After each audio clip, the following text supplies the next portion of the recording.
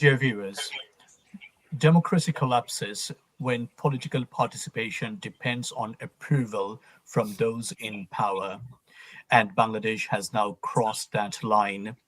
The deliberate exclusion of the Awami League from the February 2026 election is not a technical irregularity, but a calculated move with serious implications for Bangladesh's stability as well as South Asia's security landscape. What is unfolding is not a genuine democratic process, rather, a managed political outcome enforced through bans, prosecutions, administrative erasure, and fear. History in South Asia shows that when broad participation was denied, extremist and criminalized power get to find more space and strength. They continue to destabilize the nation, the country, as well as threat national and regional security. In this episode, we will dive deep into this particular issue in light of the current political landscape in Bangladesh with a panel of experts today. I am Professor Bidit Day, will host the session, and I am very pleased to have a panel of experts. First, let me introduce you with the team. I'm very pleased to have Mr. Syed Badrullah Hassan, editor and journalist, Ms. Rana Meher, educationist, teacher, and human rights activist. And in order to help me with this particular show, I have co-host Mr. Anwar Shadad Jihan, who is an aerospace engineer and columnist. Without any further ado, I will get into the discussion right away.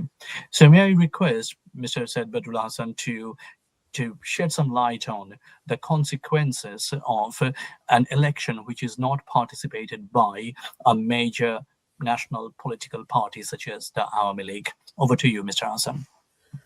Thank you very much for having me on the program.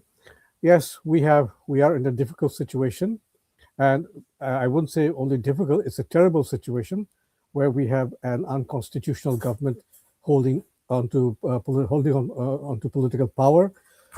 In other words, it's an illegitimate government that has been running or trying to run the show for the last 17 years. Now, the election that they're talking of, there are two points that I would like to make. First of all, will the February 12th election at all take place? If it does take place, it will have no credibility because you can't have an election in a country where the largest political party, the former ruling party, and indeed the party which brought liberation to the country is forced to stay out, is compelled to stay out. So let's assume that on February 12th, an election does take place. You don't have about 35 to 45 voters, perhaps more, who usually vote for the Awami League. They will not go to the polling stations. So we can imagine a situation where the streets will be empty on February 12th. The voting booths will be empty. But let's say they rush through an election somehow, and they try to, these people who are in power today, they'll try to convince the world that the election has taken place, but then there'll be no credibility. So from the evening of the election, when the votes are counted, or maybe the results are being declared, from the next day, from the morning of the next day, the country will run into greater instability. That's one point. Then the second point is, assuming that we have a credible election, and the government, the regime, the Yunus regime is forced to go for a credible election, then the danger is not for the country. The danger is not for the Awami League. The danger is for Yunus and his council of advisors. Will they agree to have a credible election? Now, under Yunus, let's say Yunus agrees to have a credible election, and he wants the Awami League, he makes it known publicly that the Awami League can take part in the election. Will the Awami League join the election on his watch? Because in the last 17 months, he has presided over everything that has been anti-Awami League, indeed anti-Bangladesh and anti-history. So for a credible election to be held, the country has to go back to the caretaker system, a decision on which was recently reached by the Appellate Division of the Supreme Court. Although the stipulation, the condition there is that the caretaker system will take effect at the next election, the election after this one, after the one that is supposed to be held in February. Now, that caretaker system could be brought forward, and the president, in consultation with the political parties, in consultation with the judiciary, could bring could have the caretaker system take effect before the election, and that caretaker system, if a caretaker system is in place, that system, that caretaker administration will decide when and how to have an election. Obviously, the Awami League, again, if a caretaker system is installed, is in place, the Awami League will insist that the time is too short for a credible election to take place, and the regime that takes over from Yunus, that will be compelled to set a new election schedule for the country. So these are the possibilities that I see, and frankly, February 12th, I don't see any election taking place. If an election does take place, it will be a farce indeed. We have seen farcical elections in the past also in Bangladesh. So the country should not be put to a situation where it grows. You pointed out the issue of instability. Yes, the country has been unstable, has been in an anarchic situation for the last 17 months. Day one, from the morning of February 13, if this so-called election takes place, the anarchy, the instability will only increase, and Bangladesh will be pushed into further decline. Thank you. Thank you, Mr. Hassan. So you are saying that there is every possibility that this February 12th election may not happen at all, and we can see that there is genuine sense of uncertainty and suspicion amongst people that whether or not this government is genuinely interested to hold a free, fair, and credible election. And the second point is that even if it happens under the current circumstances and without the participation of the major political parties such as the Awami League, this will be an absolute shambolic election. It will not have no credibility whatsoever. But also, we need to look at the broader picture. May I ask you on that point that it's not just about casting vote, arranging the day of the election, right? It's also about a process which requires participation, debates, discussion from various quarters, all possible quarters if necessary, within a political sort of sphere. And is that happening at all? Because we can see that a significant part, as you mentioned, 40 to 45% of the voters normally cast their support for the Awami League, and that not being present, how that the balance in the political environment is affected. That will be affected very much, deeply, in fact. And let's put it this way: if the election is held, if the election of February 12th is rushed through, let's say hypothetically, the BNP wins a majority of seats. But the BNP also will know that this election will have been a shambolic is the term that you use, which is quite appropriate. So what will need to happen on or before February is for a political change to take place, and a change in the mindset of the people who happen to be lording it over the country now, Yunus and his people. So now, Dr. Yunus is not willing, will not be willing to leave power at this stage, because he knows if elections are held credibly, credible elections are held, there's a strong possibility that the Awami League will come back either as the party of government or as the largest party in the opposition.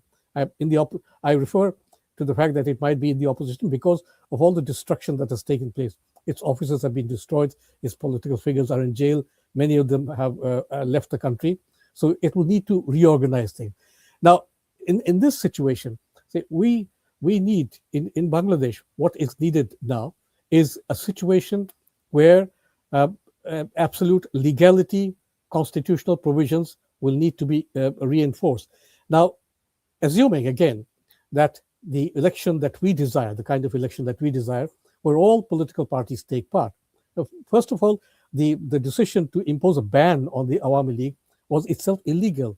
And you see, the irony is this illegal decision was imposed on the Awami League by a government which by itself is illegal.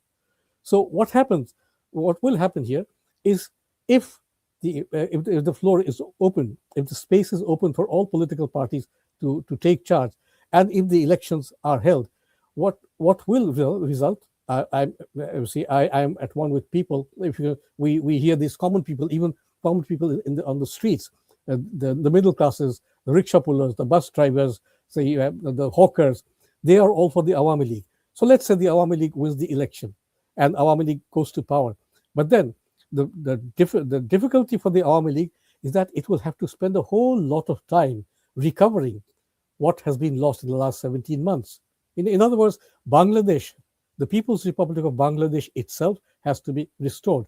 These people, in association with their mobs, I mean, it has been mob rule all over, they have presided over the destruction of the country. The country has been hollowed out, and that will be a difficult job. And for that difficult job to be done, I think it will also be the responsibility of parties like the BNP. The BNP has always claimed that it is a pro-liberation party. There are freedom fighters in the party, but then the BNP's record is also not very clean because it has also had anti-liberation elements inside it. But even so, in order to lead the country, in order to have the country move towards a democratic, stable democratic future, the BNP will have to reach out to the Awami League. If the BNP thinks that the February 12 elections are okay and it will be happy with it, well, it cannot be happy because you see, within the BNP itself, there's a kind of disgruntled. There are disgruntled politicians. If you think of somebody like Barrister Rumin Farhana, she has been thrown out of the party. So BNP has to get its house in order. And for the Awami League, I would say the Awami League also needs to strategize, to develop a strategy on how to come back to power, not just how to restore itself in the wide open public space, but how to come back to power. Because without the Awami League and pro-liberation forces coming back to power, we cannot see. We do not have any hope of seeing the back of these people under Yunus who have ruined the country all these 7 months. So it's a difficult road ahead. What we have right now is just the country, is just the People's Republic of Bangladesh. Everything else has been or is being destroyed by Muhammad Yunus and his regime. And finally, I would say that if a credible election is held, and a nationalist government, Bengali nationalist government, I'm not talking about a Bangladeshi nationalist government, a Bengali nationalist government comes to office, one of its primary tasks will be to see to it the people who have destroyed the country the last 17 months, all the way from Yunus right to the bottom, they are brought to justice. They cannot be allowed to escape. Thank you, Mr. Answer. I'm really tempted. I know we have another panelist here, but I'm really tempted to ask a follow-up question on this point. You mentioned about the pro-liberation forces in Bangladesh, and for our international audience, is it fair to say that this is actually the center-left ground of politics, who holds the center-left part of the political spectrum, and also the case that in a Westminster style of democracy, historically we have two-party political system, and so Awami League is the de facto left to center-left. They actually lead that particular trend or ideologies within Bangladeshi political landscape, and we do not see effectively any other party having any sort of possibility or strength or any chance to take over that position. Would you agree, or would you like to elaborate on that? No, you're absolutely right. The left of center Awami League is there. BNP is, to all intents and purposes, it's a rightist party. Right? It has always been in the right. And again, but when it comes to a question of priorities, when it comes to a question of the political future of the country, one has to acknowledge the fact that in Bangladesh, over the last few decades, over the last 3 decades or even more, the country has unofficially, informally developed a two-party system. On the one hand, you have the Awami League. On the other hand, we have the BNP. The other parties are there. The left parties, Communist Party, Socialist Party, but they have not had much of an impact in the country. And at the other end, you have parties like the Jamaat Islami and all of the Islamist forces whose ideology or whose beliefs are not wedded to the ideology of Bangladesh. So in future, I would say that when politics gets normal, politics will get normal, of course, but when politics does get normal, it will be for the Awami League and the BNP to work out a modus vivendi by which democracy can be promoted. We have had too many mishaps in the past. The two parties have collided on several occasions, but then I think both parties, Awami League and the BNT, have to reach out to it. But yes, you're right. The Awami League has to make its position clear. It has to develop its strategy. And for the last 17 months, people have waited for a clear strategy to be developed by the Awami League. It's time for the Awami League to come forward and inform the country of what it plans to do before and beyond February this year. And for the BNP, the better thing to do would be to realize that it cannot anymore depend on parties like the Jamaat Islami, its former junior partner, which has now actually gone further ahead than the BNP. The BNP has been left behind. So, in order to survive as a political party, in order to reclaim its lost ground, the BNP has to reach out to the Awami League. So, together, these two parties hold the key to Bangladesh's democratic future. Although their ideologies are different, the differences will be there. We all acknowledge that. But beyond these two political parties, we have this Muhammad Yunus, the Jamaat, and all the Islamist parties together.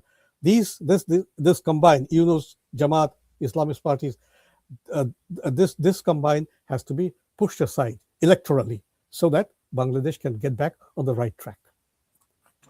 Thank you, Mr. Hassan. That's very insightful. Now I'll go to Ms. Rana Meher. And while we see that there is a deliberate way of stifling and also prosecuting and banning Awami League and trying to make them irrelevant in the political process, but Awami League also has actually urged the nation to boycott the election, and that is quite an interesting development. That Awami League, arguably the largest political party in Bangladesh, who still has got support from 40 to 45% voters, have urged people not to take part in the election. How do you assess this situation? Over to you, Ms. Meher. Thank you, Mr. Day. If I can rephrase your question, or if I can rephrase what you just said, before Awami League boycotted the election, this illegal government boycotted Awami League from participating in this election. So it is not like Awami League decided to boycott this election. Awami League has always been a very election-focused, election-oriented party from their very beginning. Some of the election that Awami League participated in, when the other political parties, they did not agree Awami League's participation, and there were some long standing argument if Awami League joining that election was the right move or not. But because Awami League being Awami League always was very pro-election party and still is. What Awami League is urging nation to boycott is this particular election. And there are some very good reasons behind it. One reason is Awami League itself is not allowed to participate, being the largest party in Bangladesh. You said arguably, I would say it is not arguably, it is evident by numbers. Even when Awami League lost the election, the numbers of vote, the numbers of seats they have got, it was phenomenal. So Awami League is the largest party, and also, if the largest party, one of the most important party, is banned in an election, I do not know how the election is democratic, not only by national measure, by election measure as well, by international measure as well. So, Mr. Day, to understand, I'm sure you guys know, I'm just informing the viewers, to understand and to agree with if the election was democratic and credible or not, there are some international set standards. Standards set by Copenhagen Document 1990, standards set by ODIHR, standards set by International Parliamentary Union, standards set by UN. And all these standards, they agree on something in unison. That is, there are two things. One is every single person, he or she, they have right to seek for political affiliation either by themselves or by the party of their choice. So this election is making sure that that is not happening if that person wants to go for the election with the mandate from Awami League. So that is not happening. Second is, again, by these four international bodies, the standard is set. Every voter, everybody has the right to vote for the party of their choice. So, as Mr. Alson said, 35 to 40% the number can be much more larger than this. Again, they are falling behind of the standard. They are not allowed to vote for the party of their choice. So, if we forget everything of other international measure, other international standard, that we are falling behind. But if we just think about these two international standards, the election is failing straight away before it even took place. So not only Awami League, I do not think any sane party will agree to go and ask the nation to go for this election. And if we can think about the pre-election measure, that also those four standards that I have mentioned, they ask the observing bodies to look into the pre-election events that are taking place. It was very evident the election will be a sham election because we have already seen people are doing some videos with some ballot paper. They went to some countries in Middle East. Some of the activists themselves, they said, and they showed us the evidence that they asked for a postal vote, but the postal vote was received by other people.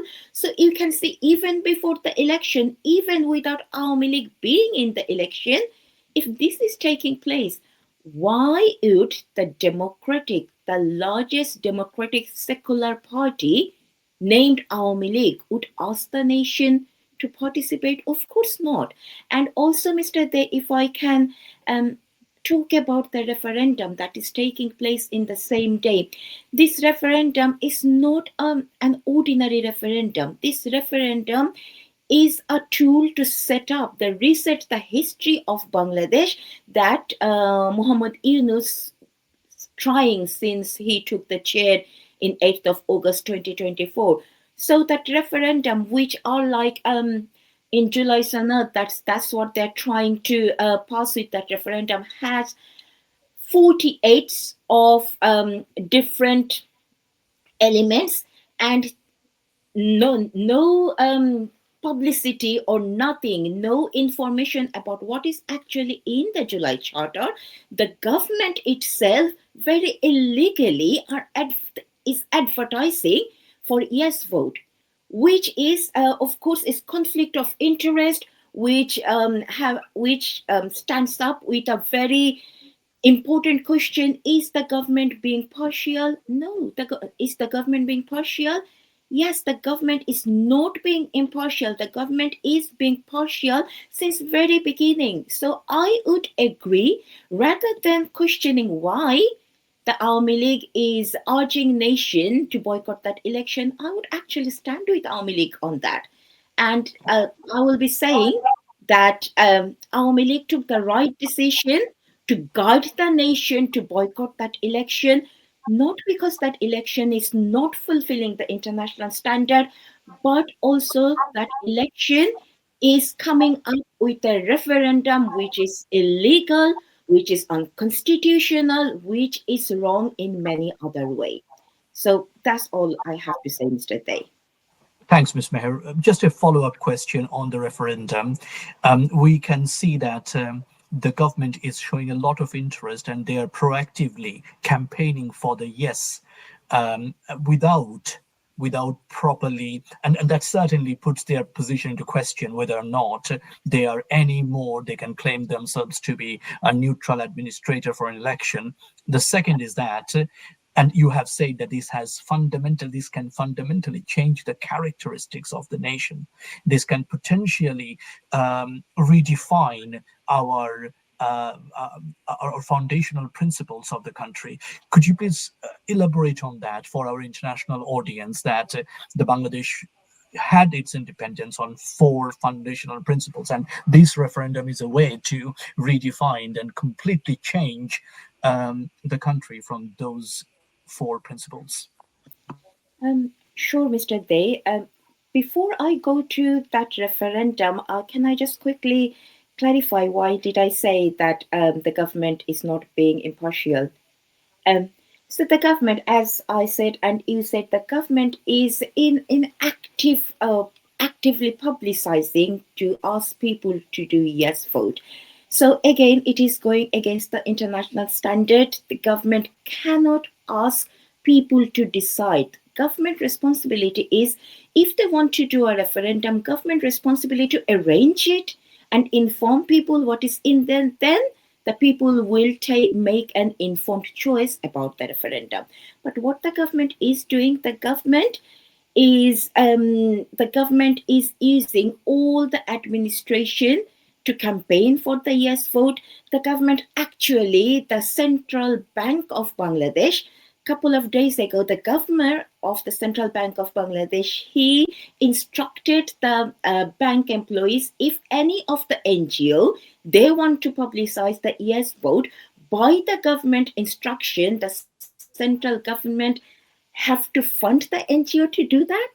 And you can understand how I don't know how to put it in a politically correct way, but it sounds insane to me. I mean, just to bring a sort of a kind of a comparison, Yeah. during the Brexit referendum, of course, the then British Prime Minister David Cameron and the Conservative government had a position, and the Conservative Party leadership, anyone in the party who actually chose for Brexit, they had to resign from the cabinet to campaign for that. But yes, all political parties and personal are likely to have some allegiance to some ideologies. But what is not acceptable is that the government machineries, administration, government spending are used in order to support a particular part or side of the referendum. Exactly, Mr. Day. As you mentioned, Brexit, David Cameron was barred, the government was barred from doing any sort of publicizing the Brexit vote under the Parda law. The law actually barred government to do any kind of publication, either Brexit yes or Brexit no. So of course the government in Bangladesh doing complete opposite. And as you ask about July Sanad, if I can say in a simple way, there are 48 elements, and the voter will be asked only 4 questions. And in these 4 questions, they have to say yes or no. Suppose, and that 4 questions, and sorry, that 48 law, if that's what they want to pass, those 48 elements of it, they are trying to reset the core values of the constitution of Bangladesh, such as secularism, Bengali nationalism, and others. And also, they are also proposing to change the parliament in a way that British Parliament works. Now, my question to the international authority and the viewers seeing from Bangladesh, have we informed about that whole process is taking place? Such as, I am a voter, I agree, maybe 5 of this 48 proposal, but if I want to vote yes, I cannot say I only agree with 5. I have to actually agree to that 48 of the proposal. So how this is legal, how this is correct, this is not. So voters are not being informed. Voters are not being they are not given any informed choice. And I am pretty sure by the constitution of Bangladesh now that this government took an oath to to maintain that constitution. Mhm. The referendum they're proposing, it is They unconstitutional. are So it is they're illegal. surely contravening, Of course, and it is illegal, and unconstitutional. yeah. So that is Thanks, correct. Miss Meher. Thank you so much. Um, Dear viewers, so far we have touched upon two major aspects. One is that the current government, whether or not they have sincere intent to do an election, whether or not they have legal status to arrange an election, and even if they do have, what they're doing are absolutely questionable. At the same time, we have also touched upon a very vital issue on the referendum, which is being tagged with the general election. So, but the fact of the matter remains still same, as both of the panelists mentioned about Awami League being not part of the election, and what happens historically in Bangladesh when the Awami League is either absent from the political scenario or being forcefully barred, or they voluntarily abstain from election. I would request Ms. Anwar Jihan to take us through the history of Bangladesh and how Awami League is such a crucial, critical, and vital part of Bangladesh politics, and of course, for any general election. Over to you, Mr. Jihan. Thank you, Professor De, for connecting today. Democracy, as we know it, is facing an existential crisis in Bangladesh today. After ousting the constitutional Awami League government in a violent insurrection, this illegal occupying force of Yunus is heading toward conducting a one-sided sham election. Different components of the state mechanism are working together to kill democracy in Bangladesh. Through a completely illegal executive action, they have closed all doors for Awami League, the largest secular party of Bangladesh, to participate in the election. Now, Mr. De, for the Awami League to experience such a sweeping ban is not a new phenomenon. Throughout history, whenever dictators were empowered, military rulers were in charge, Awami League, being the largest protector of democracy, faced injustice. After the Awami League won a sweeping majority in the general election of 1970, dictator Yahya banned the Awami League. The ban, the repression, and denial of political participation directly triggered political collapse, mass violence, and eventually the liberation war. Yunus is walking in the same direction. Now, this is the story of ban on Awami League, a sweeping ban. Throughout history, different components, different elements of society tried to conduct sham election while excluding Awami League. And history was not kind to them, those who did that. In 1988, General Ershad conducted an election that the Awami League boycotted. And we all know what happened in 1996 when Begum Jia, by a sham election, tried to hold on to power while excluding the Awami League.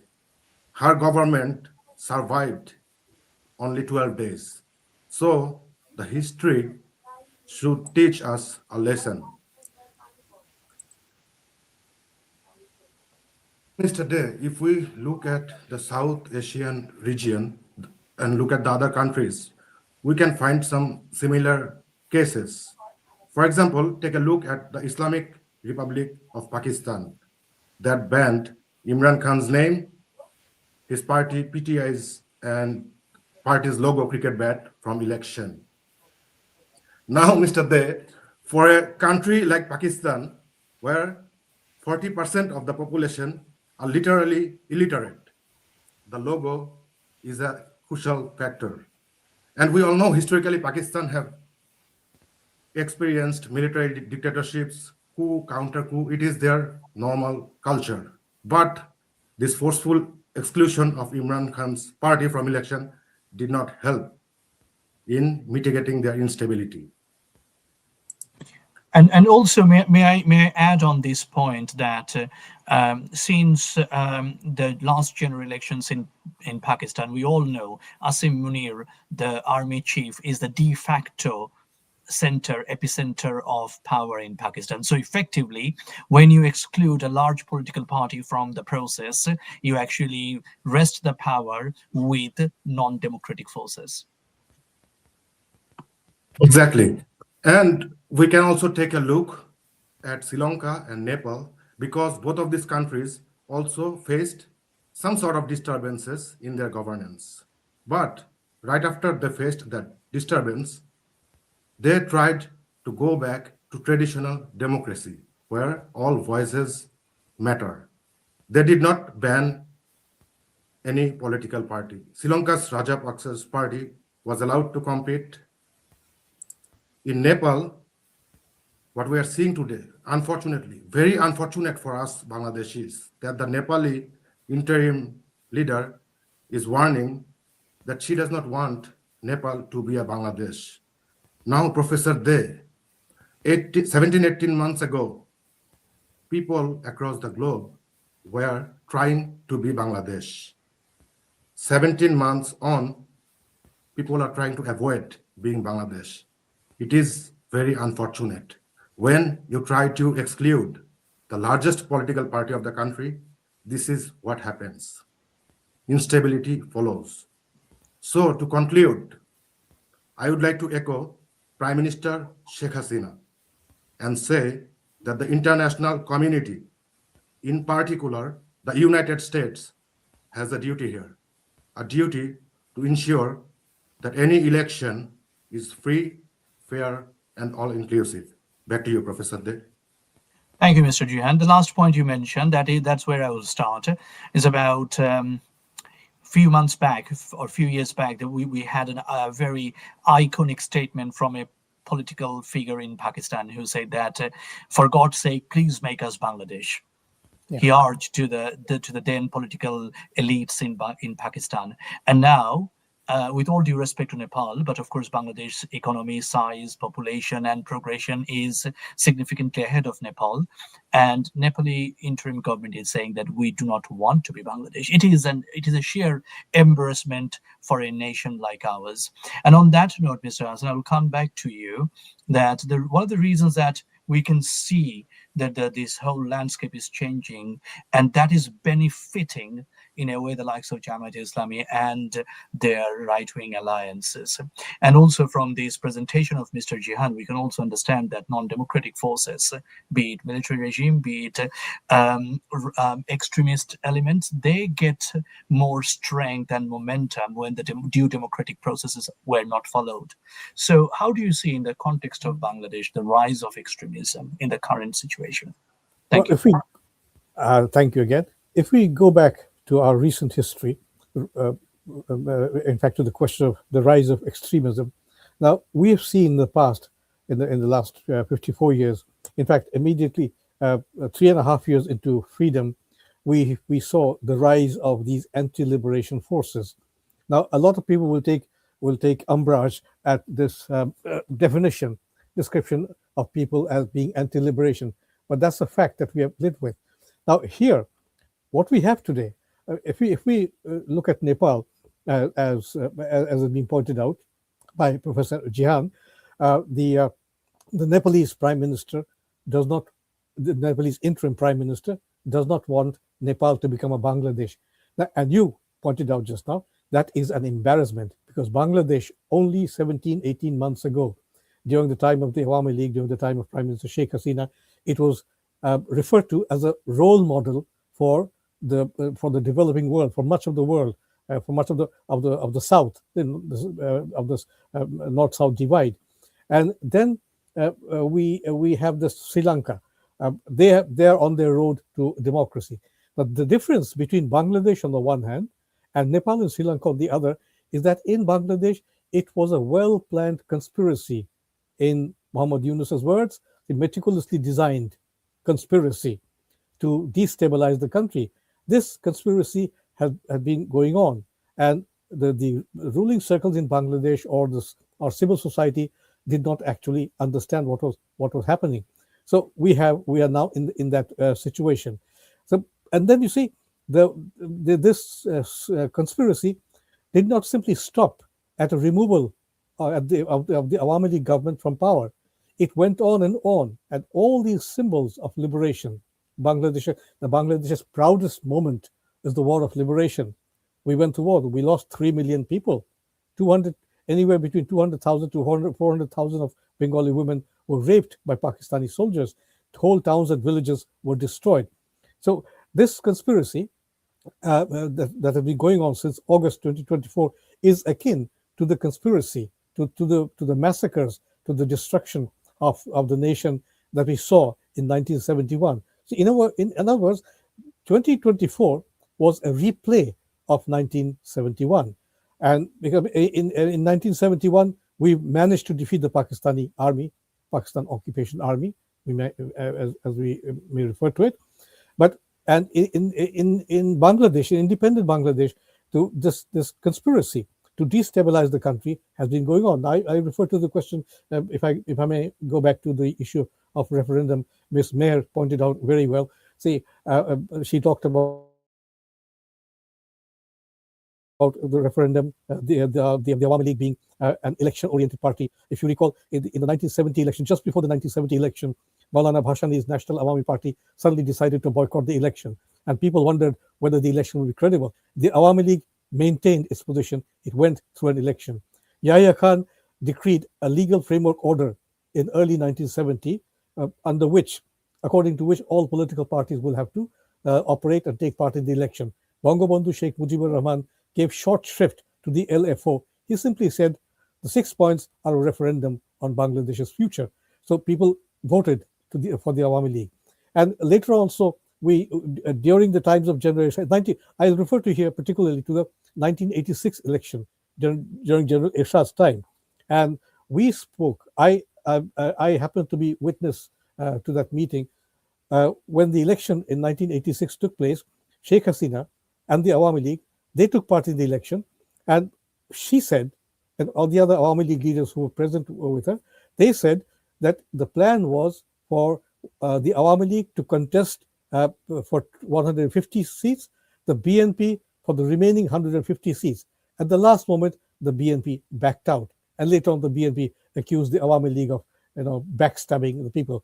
That is not true. They didn't. They backed out at the last moment. So, in other words, the Awami League has been an election-oriented party. And as for referendums, yes. Now, what kind of government conducts a referendum? In Bangladesh, we have had military regimes conduct referendums. We have Yunus coming forth with his own referendum. The fact is, a referendum has to be conducted on issues that are narrated or mentioned by a government, an elected government in power.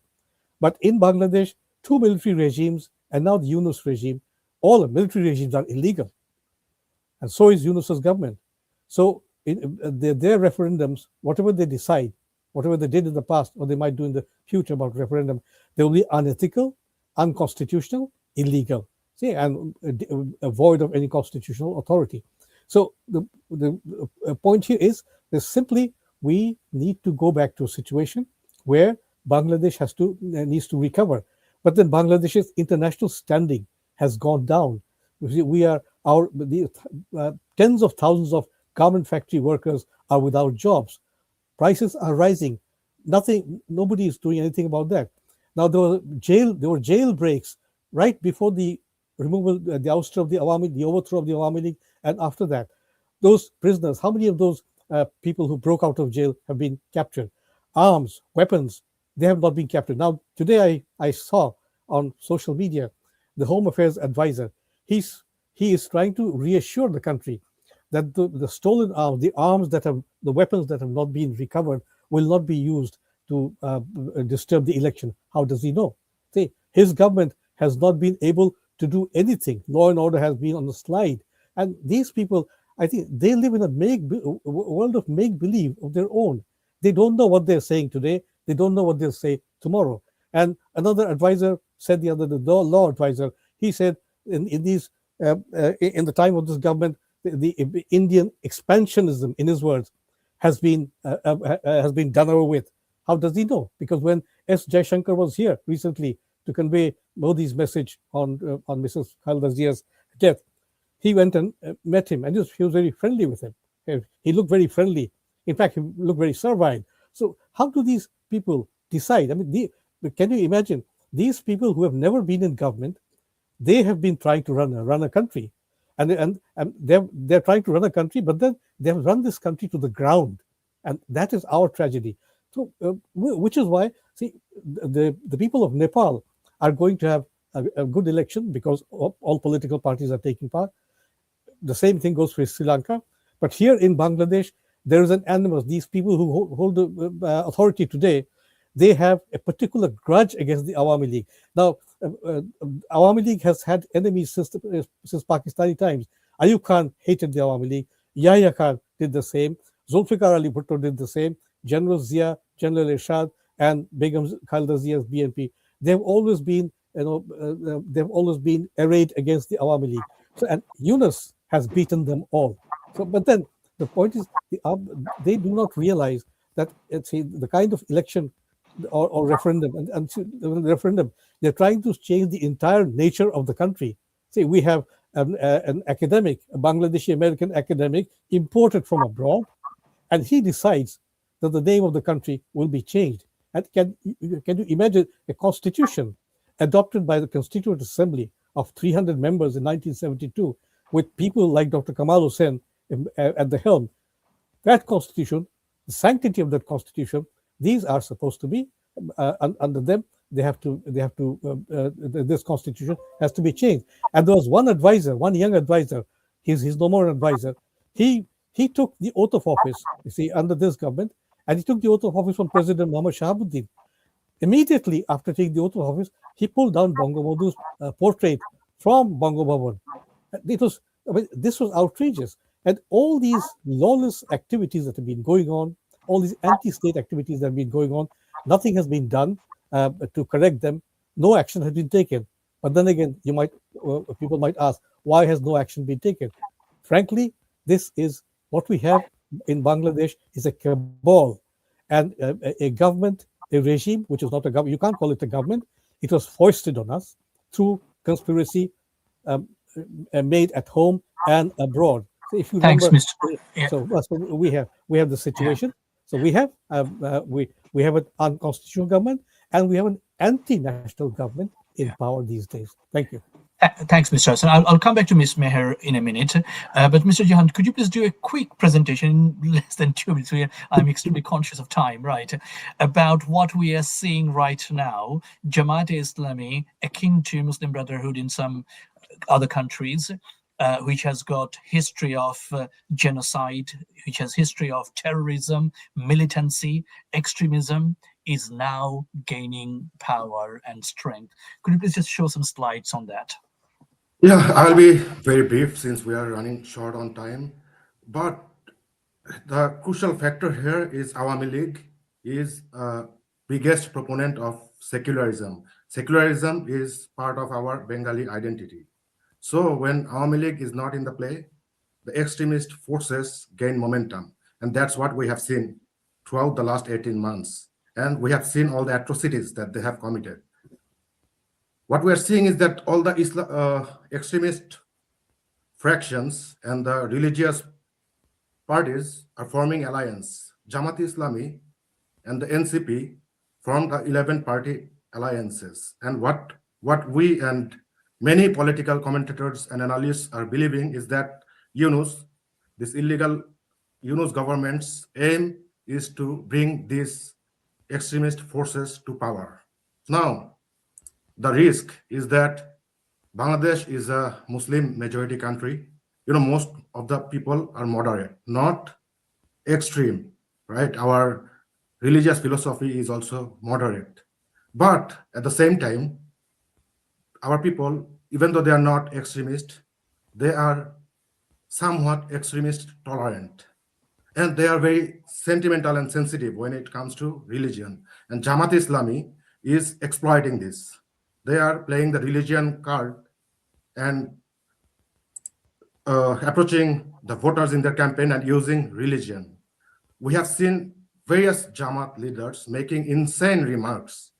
Yeah. as if they're selling the ticket to heaven. We have seen a Coxbajar Jamaat leader claiming that if Jamaat does not sell the ticket to heaven, who will? And then we have seen other Jamaat leaders claiming that if people don't vote for Jamaat, their faith will suffer. So this is the state of Bangladesh today, where Thank you. extremists are gaining Thank you, Mr. momentum. Jihan. Back to you, Professor Day. Yeah, thanks. Now I'll go to Ms. Meher, and actually the last slide of Mr. Jihan reinforces what you said about the electoral standards, the procedural standards, which are not being followed at all. These sort of statements should have been severely prevented and should be severely dealt with. So, and at the same time, I would also like you to tell us about what Mr. Jihan said about the secular texture of Bangladesh, our identity, our cultural heritage, which do not conform with anything of extremism. So how do you see that the current political landscape is supporting the rise of extremism? Thank you, Mr. Day. I think Jihan said those people, they're in power now. They're, did you say they're extremism friendly? I mean, I think you are being very polite. I would say they have got very loud and clear extremism mindset in them. They are a bit clever to show this to public. That's why maybe it looks like they're extremism friendly, but they're not extremist. And that July movement that Mr. Asan was talking about, if I can quickly add something onto it. In July, the extremism elements that we are seeing now, we have witnessed this in July 2024 in that so-called July movement.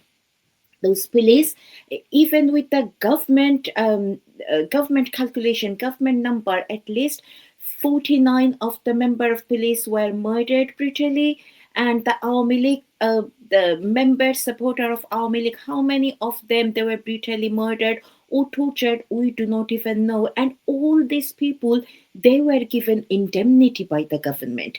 So the government decided not to bring those people who murdered police, who murdered a secular Awami League politician. Just to add more specific, so according to the UN report, 832 were casualties caused by security forces. The rest, which is total is 1,400, right? So round about 650 were killed by the mob and the anarchists. Exactly. And thank you, Mr. Dave, for this input. And all of this heinous crime, those criminals are roaming freely, claiming, bragging what they did in July 2024, and they are given indemnity. So this is and just to add, many of them later on claimed to be part of Jamaat Islami student wing Shibir. Exactly. Yeah. Many of them did. And again, proudly bragged about what they did in July 2024. So since July 2024, those people who are in power now, Jamaat Islami and other Islamic political parties, other Islamic right-wing parties, they were basically preparing their field to show up. And we have seen that other Islamic right-wing parties, such as Hifazat-e-Islami, Hizb ut-Tahrir was banned in Bangladesh. I believe they're still banned in paper, but we have witnessed how they're openly publicizing their opinion on many things, and police are not doing enough. The government is not doing enough to stop it. And Mr. Day, why does it happen? It happens because the largest secular political party of Bangladesh is not in the scene. And it is not uncommon in Bangladesh only. This is the phenomena that we have seen in many other countries. Sorry. When there is a large vacuum of secular party, when they are not there, that large vacuum is always filled by the right-wing fundamentalist group. In Bangladesh, there are those large-wing Islamist group. Other countries, there will be other religious extremist group as well. So it's nothing that happening in Bangladesh is not something new. It is happening there. And I know we are approaching towards the end, but if I can quickly show you the very current, some of the very current incidents. Just 2 days ago, not only the women or the minorities, they are being victim of it. Muslim men and boys, gradually their turn came as well, so they are being victim. We have seen 2 days ago a young schoolboy, he finished their football match going home wearing shorts, and some of the Islamic extremists, they actually stopped him saying, why are you wearing something like this? Don't you have anything better to wear? So as you can imagine, if this thing is being allowed by the government, what can happen in future?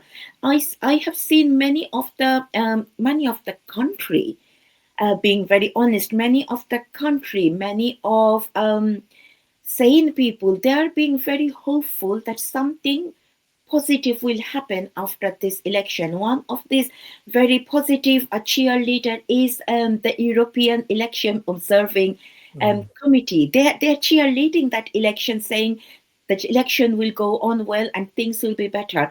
But after this election, in the absence of Awami League, who will come to power? These people. Those people, either they're extremist by their political choice, or they're extremist friendly, or they have some extremist mindset that they can hide for some time but not very long. So without the absence of Awami League, those right-wing religious fundamentalist group will take the power, not only by the government but by other sectors in Bangladesh as well. And Thank you. Mr. Day, is it okay if I take 30 seconds? Yes, go ahead. Just to let you know, because Awami League, I forgot to mention this, Awami League was not allowed to participate in the election. Can I just ask, let's not read it. Can I just ask, what mandate? Did they have any chance to appeal? Did they have anywhere to go to show their case, saying, this is our case and I want to go for a fair battle to participate in election? No. So Awami League is not in there, not participating in election, and the Islamist is taking over Bangladesh. You like it or not, that's the reality. Thank you. Thank you very much, Ms. Meher. And on that note, Mr. Ansan, I would like to come to you for one last time. How do you see the future? If you could just, we have literally 2 minutes. How do you see the future in light of what Ms. Meher said, that if Jamaat Islami and their alliances, they get formidable majority or some sort of position in the next parliament, what would be the situation for Bangladesh, particularly for international communities who are, according to Ms. Meher, cheerleading this election? Yeah, I'll be very brief. Yes, we need to marshal our forces. Ms. Rana Meher's prognosis, her dire warning of what might happen is taken into account. So in order to prevent these radical forces, Islamist forces, non-secular forces from taking over Bangladesh completely, our secular forces, the Awami League and other secular forces, they have to marshal their ideas together, their strategies together. Right now, what we have been pushed to the precipice, to a precipice where the country is now somehow in an, it is not somehow, it is in an existential crisis, the country, Bangladesh, and it has been pushed to a medieval era. We live in a medieval age. What we need for the country, for our political forces, for our secular political forces and academics and secular people all over Bangladesh, and also the international community, which believes in democracy, which believes in representative government, they have to ensure that Bangladesh re-emerges from this medieval cave and returns to the 21st century. That is a tall order, but then in order to save the country, in order to save Bangladesh, we have to launch the struggle. Now, you might say that it will be a new war of liberation that we will need to fight in order to beat back these forces of darkness. Thank you, Mr. Ansan, and thanks, my esteemed panelists. Dear viewers, The unfolding political crisis in Bangladesh underscores a profound and deliberate dismantling of democratic norms that you have listened and learned from our panelists, where participation is no longer a right but a privilege granted by a selective few at the very top of the power. By banning the Awami League, removing it from ballot, prosecuting its leaders, and criminalizing its supporters, the interim government has engineered an electoral environment in which political competition is structurally impossible. What remains is not an election, but a managed outcome, which we have learned from our panelists, one that reshapes the political landscape by design, but not by people's will. As our panelists highlight, when mainstream democratic forces are barred from participating, the resulting vacuum is quickly filled by extremist actors, opportunistic alliances, and criminal networks, destabilizing institutions and eroding public trust. The implications extend far beyond Bangladesh's border that we have to remember, particularly our international community, our international friends should remember that this will not just be confined within Bangladeshi border. Political exclusion in South Asia historically produced not stability but radicalization, weakened governance, the transnational security threats, the resurgence of extremist groups, growing hostility towards minorities, and the rehabilitation of criminalized political figures represent early warnings for a deeper instability in the region. This episode makes us firmly believe and being conscious about the future, what future holds for us. For Bangladesh and the region, the stakes are not merely political, as Mr. Hassan said, it is existential rather. The international community, therefore, must view silence not as neutrality, but as complicity in normalizing exclusion as a tool of governance. We rest our case here today. I am Professor Bidide signing off till we meet next time. Thank you very much.